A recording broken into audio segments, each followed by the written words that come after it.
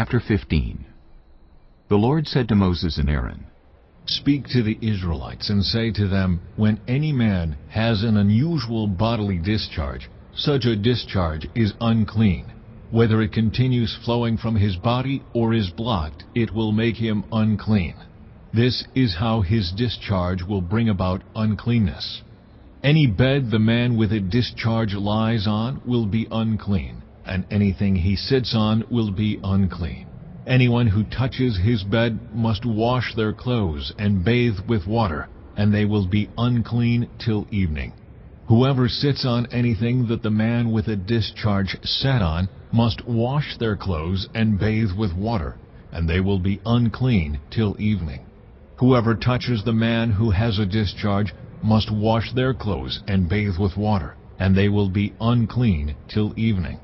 If the man with the discharge spits on anyone who is clean, they must wash their clothes and bathe with water, and they will be unclean till evening. Everything the man sits on when riding will be unclean, and whoever touches any of the things that were under him will be unclean till evening. Whoever picks up those things must wash their clothes and bathe with water, and they will be unclean till evening. Anyone the man with a discharge touches without rinsing his hands with water must wash their clothes and bathe with water, and they will be unclean till evening.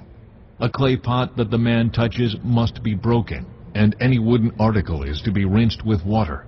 When a man is cleansed from his discharge, he is to count off 7 days for his ceremonial cleansing. He must wash his clothes and bathe himself with fresh water, and he will be clean. On the 8th day he must take 2 doves or 2 young pigeons, and come before the Lord to the entrance to the tent of meeting and give them to the priest. The priest is to sacrifice them, the one for a sin offering and the other for a burnt offering. In this way he will make atonement before the Lord for the man because of his discharge. When a man has an emission of semen, he must bathe his whole body with water, and he will be unclean till evening. Any clothing or leather that has semen on it must be washed with water, and it will be unclean till evening. When a man has sexual relations with a woman and there is an emission of semen, both of them must bathe with water, and they will be unclean till evening. When a woman has her regular flow of blood, the impurity of her monthly period will last 7 days, and anyone who touches her will be unclean till evening. Anything she lies on during her period will be unclean, and anything she sits on will be unclean. Anyone who touches her bed will be unclean. They must wash their clothes and bathe with water, and they will be unclean till evening. Anyone who touches anything she sits on will be unclean. They must wash their clothes and bathe with water, and they will be unclean till evening.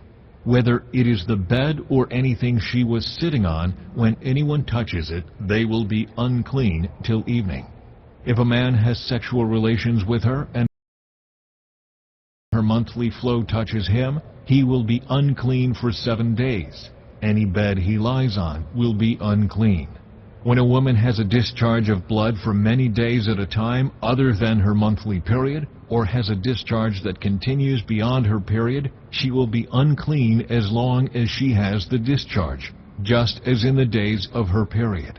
Any bed she lies on while her discharge continues will be unclean, as is her bed during her monthly period, and anything she sits on will be unclean, as during her period. Anyone who touches them will be unclean.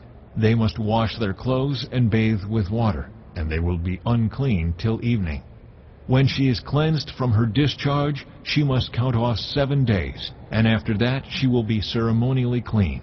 On the 8th day she must take 2 doves or 2 young pigeons, and bring them to the priest at the entrance to the tent of meeting.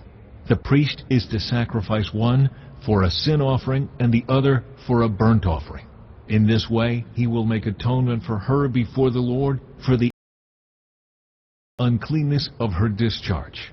You must keep the Israelites separate from things that make them unclean, so they will not die in their uncleanness for defiling my dwelling place, which is among them. These are the regulations for a man with a discharge. for anyone made unclean by an emission of semen, for a woman in her monthly period, for a man or a woman with a discharge, and for a man who has sexual relations with a woman who is ceremonially unclean.